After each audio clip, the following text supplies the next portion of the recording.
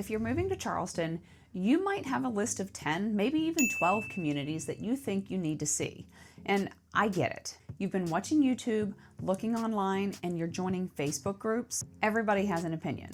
Somebody tells you that you absolutely have to look at Nexton. Someone else says to check out Mount Pleasant.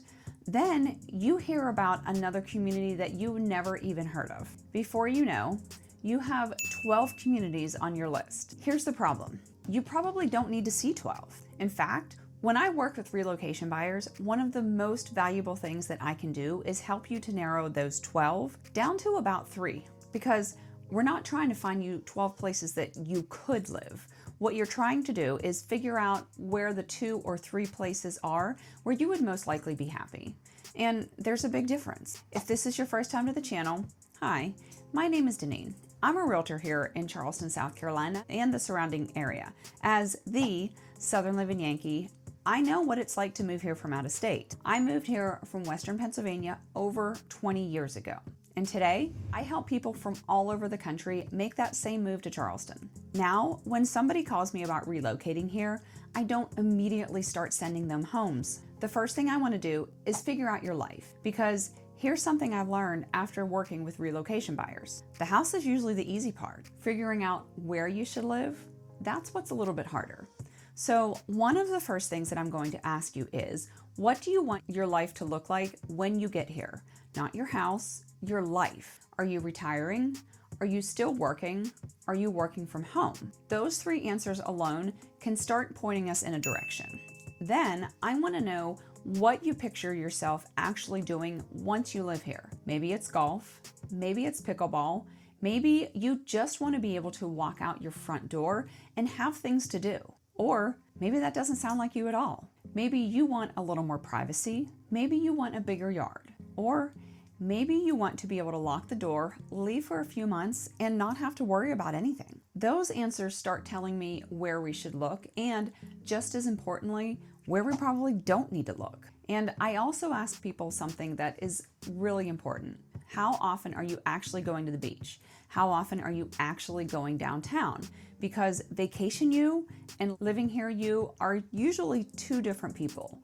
When you're visiting Charleston, you might go downtown 3 times in 4 days. When you live here, you may not. So I'm not going to tell you to pay a huge premium for a location unless that location is actually important to the life that you're going to live here. And that's where we start getting into the next filter, which is money. Let's say that you're planning to spend around $700,000 to $800,000. Okay. What do you want that budget to buy you?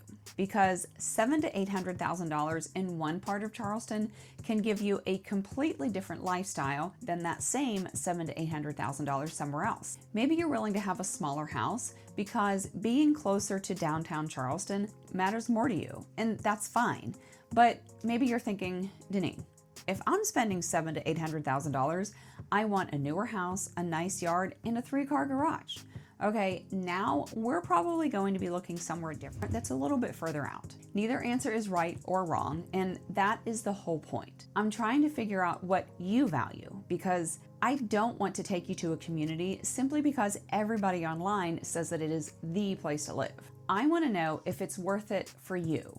And this is where we actually start knocking some communities off the list. Then we talk about geography, and this is a pretty big one in Charleston because something can look perfectly reasonable when you're sitting at home and you're looking at it online. And then you get here and you actually drive it, and that's where the difference comes in. So I'll ask you where you're actually going to be going.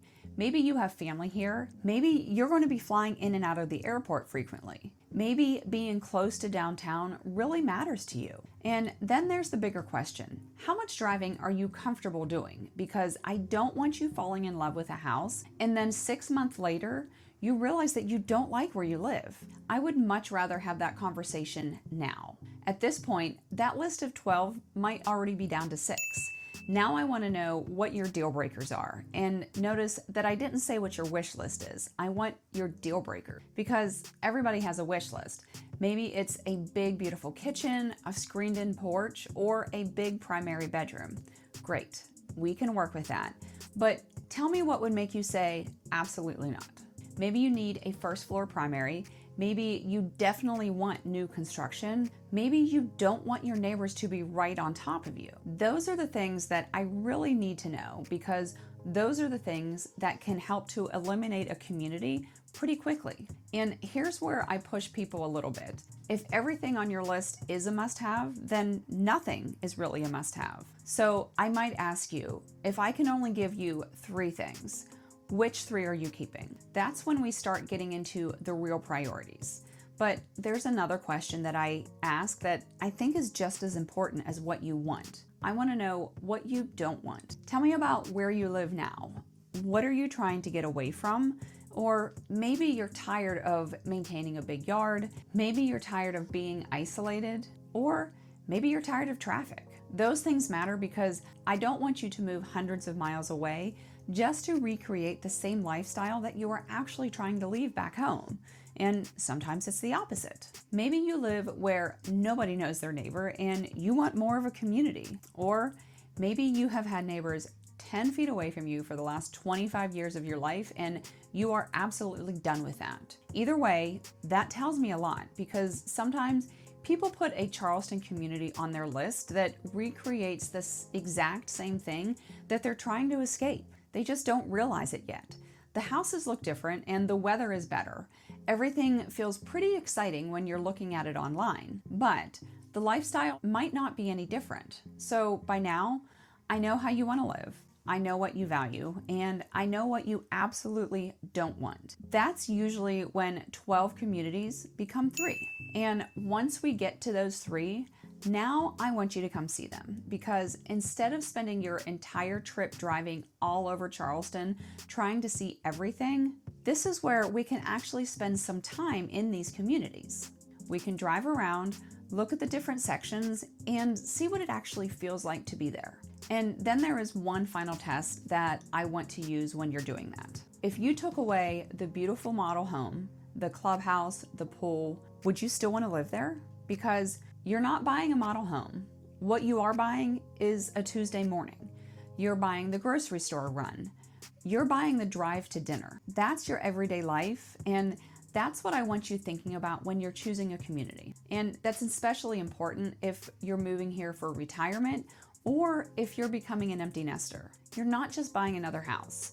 You're choosing what the next chapter of your life is going to look like. So if you're sitting somewhere in Pennsylvania, New Jersey, or Ohio right now, and you have 12 Charleston communities that are saved on your computer, don't worry. You don't have to figure all of this out by yourself, and you definitely don't have to tour all 12. My job isn't to convince you that one particular community is the best place to live in Charleston, because there isn't one. My job is to learn enough about you that I can say, based on everything that you've told me, that these are the 3 places that I think we need to start. And sometimes one of those 3 ends up being a community that you hadn't even considered. If you're planning a move to the Charleston area and you're still trying to figure out where you fit, that is exactly what I help people do. You can schedule a relocation consultation with me, and we'll work together to start narrowing your list down before you ever get on the plane or get in the car to come to see me. Because you don't need more choices and overwhelm. You need the right choices. And if you're still trying to figure out which part of Charleston might be the best for you, the next video that I want you to watch is my Charleston suburbs video. That one will help you take the next step and start figuring out which areas actually fit the lifestyle that you're looking for. My name is Deneen, and I'm a realtor in and around Charleston, South Carolina.